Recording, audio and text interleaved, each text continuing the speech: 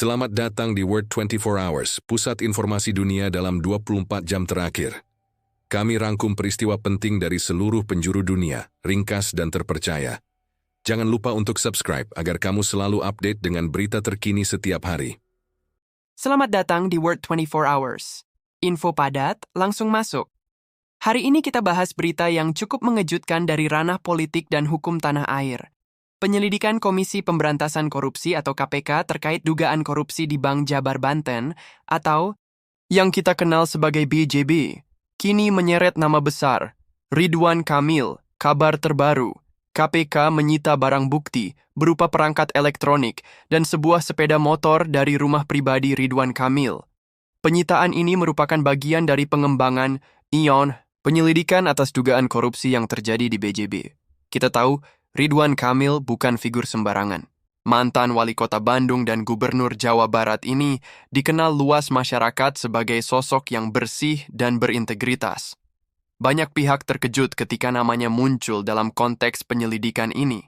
Namun, perlu ditegaskan, hingga saat ini, status hukum Ridwan Kamil belum ditetapkan sebagai tersangka.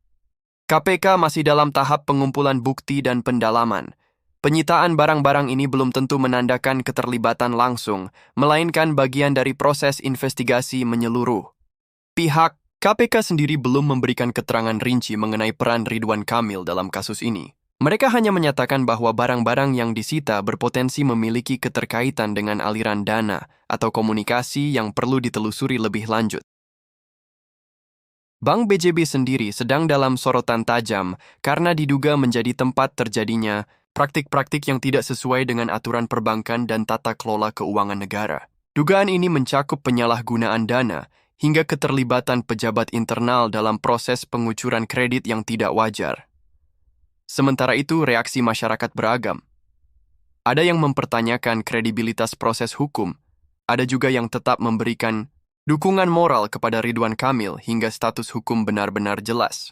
Ini menunjukkan bahwa tingkat kepercayaan publik terhadap tokoh-tokoh pemimpin masih sangat tinggi, sekaligus menandakan betapa pentingnya transparansi dan komunikasi dari lembaga penegak hukum. Jika penyelidikan ini berkembang lebih jauh dan melibatkan tokoh-tokoh publik lainnya, maka kita sedang berada di ambang satu dari sekian banyak kasus besar yang bisa mengubah peta politik dan kepercayaan publik menjelang tahun-tahun politik berikutnya.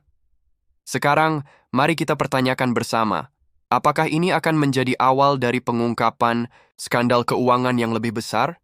Atau justru ini hanyalah bagian dari dinamika hukum yang masih perlu ditelusuri lebih hati-hati?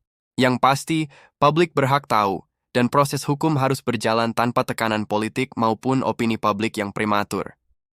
Itu dia update singkat dari World 24 Hours, karena informasi harus cepat, jelas, dan nggak bertele-tele. Jangan lupa like, komen pendapatmu, dan subscribe untuk berita lainnya. Sampai jumpa di update berikutnya.